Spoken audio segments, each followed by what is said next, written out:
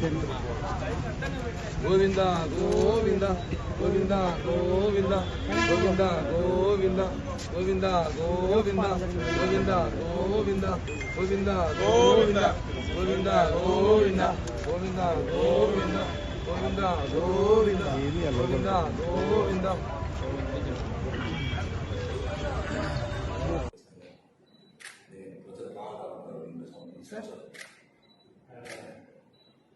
పవిత్ర పుణ్యక్షేత్రం తిరుమల తిరుపతి దేవస్థానం. తిరుమల అంటేనే గుర్తొచ్చేది అందరికీ వెంకటేశ్వర స్వామి దర్శనం తర్వాత గుర్తొచ్చేది మహాప్రసాదం లడ్డు. దర్శనం దొరకపోయినా ఒక లడ్డు దొరికి చాలు వాళ్ళ ఊర్లోకి వెళ్లి భక్తులకు పంచేది ఆనవాయితీగా ఉంటుంది. అలాంటి లడ్డూలో జగన్మోహన్ రెడ్డి అంటే బ్యాచ్ కకృతి పడి గత ప్రభుత్వంలో 320 రూపాయల కల నాసి రకం నెయ్యి వాడి ఆ నెయ్యి ద్వారా అప్పట్లో లడ్డు చెడిపోయేది కానీ 2 రోజుల పైన ఉండేది కాదు, అసలు లడ్డు రుచుండేది కాదు.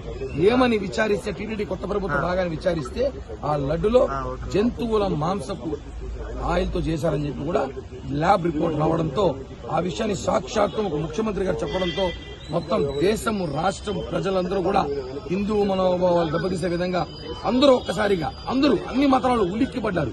ఎందుకంటే గతంలో రథాలు కాల్చేశారు, గుళ్ళ దేవుళ్ళు తలలు చేశారు, గుళ్లలో అప్రమత్తం చేశారు.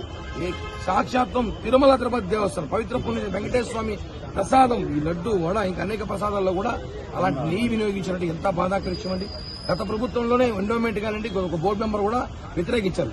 టీటీడీ వెంకటేశ్వర స్వామి దగ్గర మాత్రం మంచి ఘీ వాడదాం, దేశీ నెయ్యి వాడదామని చెప్పినా కూడా ఈ ధర్మారెడ్డి, రవి సుబ్బారెడ్డి, కరుణాకర్ రెడ్డి పట్టించుకోకుండా వాళ్ళు మేము చెప్పిందే చేయాలి. ఎందుకంటే అక్కడ ఉన్న అధికారులందరూ కూడా వేరే మతస్థులు. ఆ విషయాన్ని గతంలో కూడా చెప్పాం. వీళ్ళు హిందువుల మనోభావాలు దెబ్బతీసే విధంగా తిరుమల తిరుపతి దేవస్థానం అన్ని కార్యక్రమాలు చేస్తున్నారు. అంటే కూడా అప్పుడు ప్రభుత్వం పట్టించుకోలేదు. ఇప్పుడు విజిలెన్స్ ఎంక్వైరీ జరుగుతోంది. మేము ఒకటే డిమాండ్ చేస్తున్నాం, జగన్మోహన్ రెడ్డి మీద 420 కేసు పెట్టి అరెస్ట్ చేయాలి. ఆయనతో పాటు టీటీడీ ఇద్దరు చైర్మన్ ని ధర్మారెడ్డి ఈవోను కూడా అరెస్ట్ చేయాలి. ఎందుకంటే అప్పుడే నిజమైన భక్తులకు సంతోషం కలుగుతుంది. అరెస్ట్ చేయకపోతే దీని వెనకాల కుట్ర జరిగింది భావిస్తారు. అరెస్ట్ చేసే వరకు జనసేన పార్టీ పోరాడుతూనే ఉంటుంది.